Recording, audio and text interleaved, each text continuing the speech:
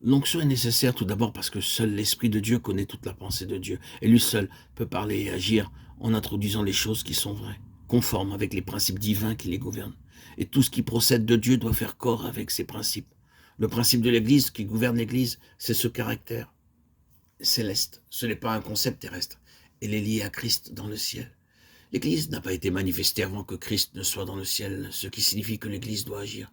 Christ étant dans le ciel sur une base céleste et spirituelle. Elle doit délaisser le domaine terrestre et être réellement céleste, spirituelle, quoiqu'ici-bas, mais en relation avec Christ dans le ciel. C'est une loi divine, un principe qui est tellement clair dans le Nouveau Testament. C'est à partir de ce principe de base que l'Église, dans les actes, progresse de manière manifeste. Cependant, ce n'est pas quelque chose de nouveau et qui serait apparu avec le Nouveau Testament. Dieu a introduit cette loi dans tout ce qui se réfère de manière prophétique à l'Église et à Christ. Il ne fut pas permis à Isaac de quitter le pays et de partir ailleurs pour chercher son épouse. Il devait y demeurer et le serviteur devait être envoyé pour conduire l'épouse là où il était. Nous avons ici une loi. Christ est dans le ciel, l'Esprit est envoyé pour introduire l'Église là où il est. Premièrement, de manière spirituelle et ensuite plus tard, effectivement. Mais le principe demeure.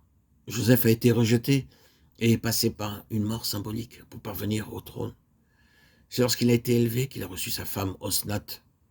Joseph est une belle figure de Christ. C'est dans son exaltation que Christ reçoit son Église, son épouse. La Pentecôte a été vraiment la conséquence de l'exaltation de Christ. C'est alors que l'Église a été spirituellement introduite dans une relation vivante avec lui-même, le Christ exalté. Nous avons ce principe dans la touchante histoire de Joseph. Nous pouvons ainsi mieux saisir les choses, voyant comment Dieu, par de simples détails, a tout subordonné à des principes.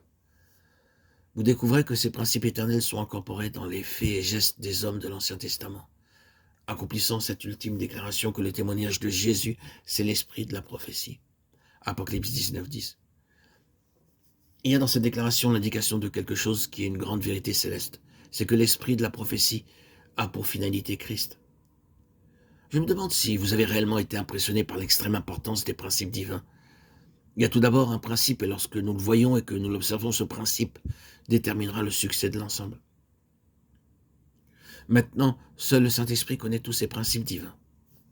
Lui seul connaît la pensée de Dieu, les intentions de Dieu, et cela en plénitude. Ainsi donc, les choses doivent être maintenues selon la pleine pensée, le dessein de Dieu. Elles ne pourront que sous l'onction, ce qui signifie que l'Esprit de Dieu en est l'entière responsabilité. Un ministère sous l'onction signifie que Dieu, le Saint-Esprit, est responsable de tout l'ensemble. Il s'est lui-même chargé de cela. Je pense que personne ne voudra s'opposer ou contester ce besoin du Saint-Esprit, le besoin qu'il en ait seul la responsabilité afin que tout soit réalisé par lui. Mais cela demande un grand travail en nous, beaucoup plus que l'acceptation d'une grande vérité et qu'une vague prise de position.